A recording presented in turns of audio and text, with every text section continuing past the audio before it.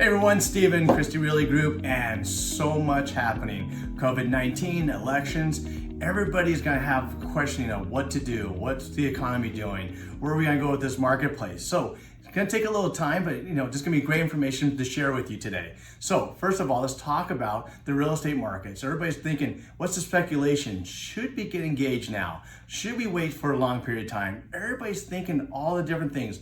What happens next year? Where are we gonna be next year? Always a topic of every single party you go to.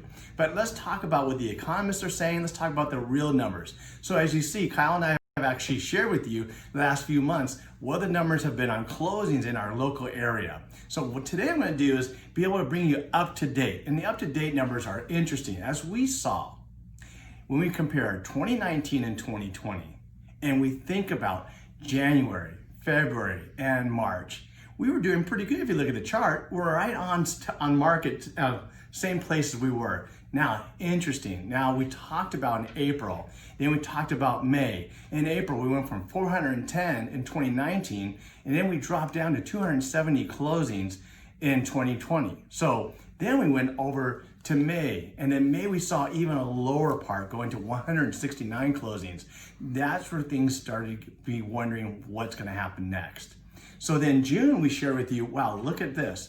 We went from 486 in 2019, and we dropped down to only 370. We were getting really close back to play, right? Now we knew we're having challenges in the inventory in June. We were talking about that a lot. Now, July, the numbers came in. And you see the chart, we're pretty close. 487 in 2019 to actually 478. So the great part is we saw the momentum, we saw the change in. So the market started feeling a little more comfortable. Consumers got a little more confident. Now, let's talk about what we're gonna see in August. Now, in 2019 in August, we did see 448 closings, okay? Now, think about that. What we do know right now, in our August in 2020, we have 735 open escrows. This is great information because what it tells you is now we are actually catching up to the marketplace. We're actually getting to the same play that we need to be in. So now, all of that information is great. It's interesting to understand. But let's share some information that we're getting from the economists. And let's talk about the unemployment, because that's the big factor we found in applications, people getting qualified, what they're gonna do next. So now, if you look at this chart that you have next to me, it's really interesting. Now, think about what we had is 55 million people, as you show in the red, have filed for unemployment to date, okay? But what the good thing is we have is in the blue, it shows how many people are actually currently collecting unemployment, which is 16.1 million people. Now I gotta talk about what the good news is because not many people talk about it, but our numbers just came in.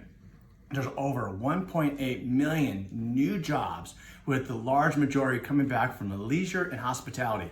Meaning, look at, our restaurants are getting back in play. Our, the different hotels are coming back in play. And you'll see and what all the other different industries are coming back in. So that is great news to have 1.8 million new jobs coming in. Now, what does that mean? Well, it means that we're going in the right direction. You hear all the downfalls and all the other media, but the good thing is we can start celebrating good things happening. Now, last 3 months, over 9 million jobs did come back. So I'm really impressed with what the numbers have been. So now let's really look at what is going on in unemployment. So what we see is a rate drop in unemployment. It's gone down to 10.2%, which is good news as well. So when we think about unemployment, we think about people who are either temporary unemployment or permanent unemployment. So let's talk about that. What we found in this core unemployment process in the 10.2%, as we find, is the permanent unemployment, meaning these are people who are not going to be able to get back into their new jobs. Their jobs are not there anymore, or the businesses are being taken out of play, okay? But the great part about that is the difference. This is called the permanent unemployment. These people are actually going to be getting back into their jobs, who are already back in their jobs, who are going to be looking at, they're not going to lose that actual job they had. So that's the great news about that process. Now, what we've got to do is think about what our great smart economists have been doing. They've been doing great predictions, and we saw that. They're looking at the GDP, and in the second quarter, they did predict a drop of 30.8%, which is pretty close to what we really had, a 32.9% drop. Now, what that means is that's a pretty accurate prediction. Now, let's look at what they're saying today. What they're looking at the third quarter is a 20% growth increase, which, look at that, that's great news. We're coming back a little quicker than we thought. The rebound is in play. So what we do know is a whole bunch of thoughts coming about. People are providing great confidence, great expectations, and look at what everybody's been saying. They're saying, hey, look at the rebound coming back in play. Look at the good things about what's coming back in the next couple months. Now, they're thinking about this despite all the resurgence of the COVID-19 cases, and they see all the demand that's coming back in play. People are actually back and spending money, and we're also seeing the strengths in our showings in our real estate market as well. Look at Quicken Loans, and they're basically saying the same thing. They're never seen a consistent price growth as they saw in this last pandemic. So that is great news. Now, I look back to all the great economists too. What they're saying is, like Fannie Mae has brought in predictions of 4% growth in the future home prices. So what that does is brings that confidence back to place. It shows that this is not the only average market that we're going to be playing. We're going to experience this through all the supply and demand that we'll be seeing in the next few months and next year as well. So again, we're sharing all this good news and great predictions, but one thing that is positive is the real estate market is having an upswing in purchase applications.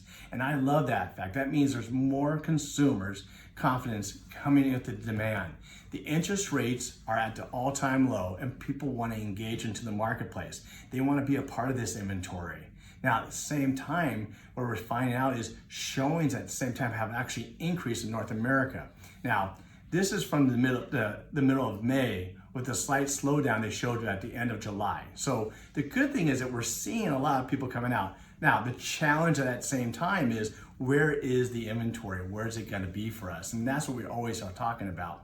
So what this all means is we're thinking about how to make a move in the next few years, right? So thinking about, where do you stand and how do you play in the marketplace? So, things have been changing. We look at functionality of a home today. We talk about where people want to be in their houses. Now we also talk affordability. That's been a huge change for most people. Real estate is a long-term situation alongside a lifestyle. Changes to adapt to the new economy and a home amenities are going to be required. So think about this.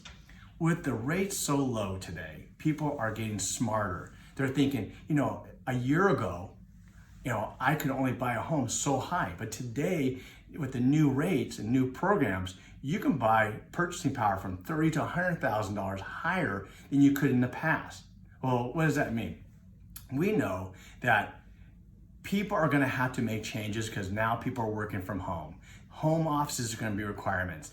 Ideas for expansion are going to be requirements. Some people are going to understand that, they're going to need a different function of the home. So if you're thinking that same way, maybe it's an opportunity for you to sell the home at the highest value, find another home at a great cost value, and really engage back. Now, my job always with my clients is to make good informed choices. My smart buyers and sellers are calling and discussing strategies with us, and they're understanding that home ownership is a critical, important part of their lifestyle, who they are and what they want to do, and it goes alongside their career and what they're acting in, okay? So I'm going to say that let's think about what you're hearing today. Let's think about the headlines. Headlines today are meant to terrify, not clarify. My goal is to clarify what you're hearing. The consumers freeze up from the media is giving them such bad information and not providing data to back it up. My job is to help you guys get into that right place. We're here to help you out. There's going to be a lot of questions coming up. There's going to be some great information, but I'm hoping today provides you the things you need to know and helps you make better and clearer decisions. Okay? Wishing you guys a great day, and then thank you for letting me share this with you.